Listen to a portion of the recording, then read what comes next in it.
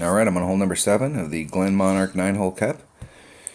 And other than the fact that I've been practicing, I've actually, this hole right here, I would have got an eagle, and on hole number 4, hole number 5, hole number 5 I would have got the eagle. I did get the eagle. So these holes are doable. Hole number 3, that par 5 right there, that's the one that's going to take some work. It's all about getting that drive in the right spot.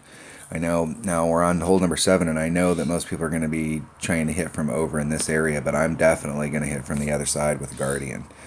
Whatever wood club you have that's got some backspin, and I don't think it's going to take, like, it's not a max backspin shot. Let's switch this out to a Guardian. And I'm going to start off with, what did I write down here? Not sure about ball yet, so I'm going to start off, I'll start off with a Marlin, and we'll keep going up the scale until I find out what ball is going to get me and what wind we have. So if we have a headwind, I'm going to need to bring a little bigger ball so that I can adjust out the wind. If I have a tailwind, I can bring a smaller ball because I'll be on that side of the red line. You are hitting downhill here, so there is going to be a wind adjustment. I wrote down 20% because I think that's what I had on my last notes.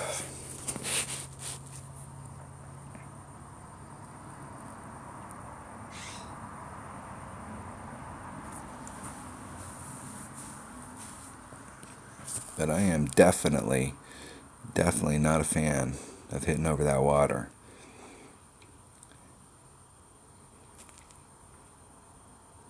So they could help themselves out if they wanted to use their big dog by dropping to a Marlin, and it'll push that red line back. So we've got tailwind here, so we are going to be able to use, we don't have to bring a big ball to push the red line forward. And that's, you're going to see a lot of people do that, where they bounce over that, and they're going to clip that little bit of rough. It's that in-between thing where you've got to give yourself enough room down here to be able to clear the rough, but you've got to give yourself enough on the other side to be able to clear the rough, to get over. Let's see how much backspin it takes here. I guess it does take a lot of backspin if I'm going to do that. So the way to do this, if you don't have a big backspin club, is you could do the rough bump from this side. So what did I put on there? 3, 6, 7 backspin. 20%, that'd be 6. That's a full ring set. Let's just see if we can snap it off. Yeah, hit it great to the right.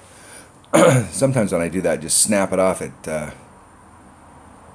we're looking for distance to the cup. So that was the right backspin. So distance backspin wise, if you're going to try and do that shot from that side with backspin, you're going to need 7 backspin. So you will need an upper developed Guardian. But the other way to go with that is to come at it from the other side and do a rough bump from the other side. And then in that case, you're going to need a bunch of topspin, which might be your big dog because your big dog has a lot of topspin.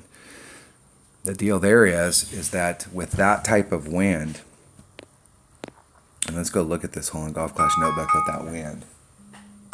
So we're getting tailwind. Tailwind. Let's go to Golf Clash Notebook and check this out real quick.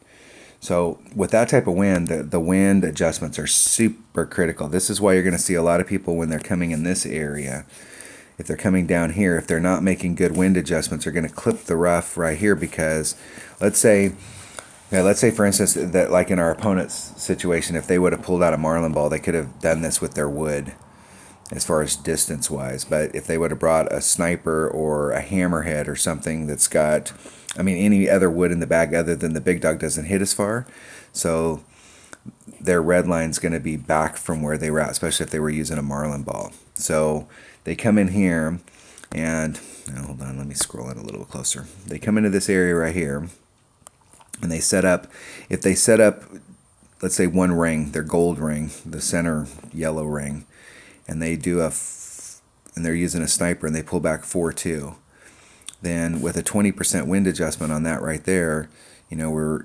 0.8 That's a whole ring set forward. If they scoot themselves too close to this with their yellow ring, it's very easy to clip this rough. So let's say they get the wind adjustment right and they give themselves a little bit of room over here. You have to put enough topspin in order to clear this. And so if you look at your second bounce, your first bounce is here, and you look at your second bounce and it's really close to this, and you don't make an absolutely perfect wind adjustment on this side, you're going to clip the rough. And you're going to end up dribbling out like our opponent did. So there's that fine line between you need to put enough topspin on to clear this gap, but you don't want so much topspin that it blows past the hole. That's the trick about doing down here. And because we have this wind adjustment with tailwind, if we had a side wind here, it would be a little bit easier. Because if you make a bad wind adjustment, it's just going to push you a little bit more to the left or the right. However, you're still going to carry just a little bit farther down into that hole, even if the wind's not blowing here. So you got to give yourself some room down here to get over. But what you could do, if you don't have a club with that much backspin, so I was at 7 backspin right here, trying to come straight at it, is that you can use this rough, and you can do a rough bump. And in this case, a big dog would work because a big dog has tons of topspin. But a big dog's very inaccurate, and when we've got this kind of wind, what you could find happening is that you misjudged it and ended up landing in this fairway area, and now you put all that topspin on it to bring you towards the hole, and now you end up somewhere up here where you can't see anymore. So this is a very tricky hole, and if you're playing and if you've got multiple accounts, and let's say you're playing some in higher, if you're playing in pro and expert, this hole can be very tricky because the wind's going to be higher, and this is not necessarily a great wind for us. And the wind's going with us, so at least, but this is not a great win for us because it's putting all of this really into play. You have to make a great adjustment. That's why I definitely want to start. So if you have a backspin club, you've got a Guardian, I would highly recommend starting off on the other side or doing a rough bump down here.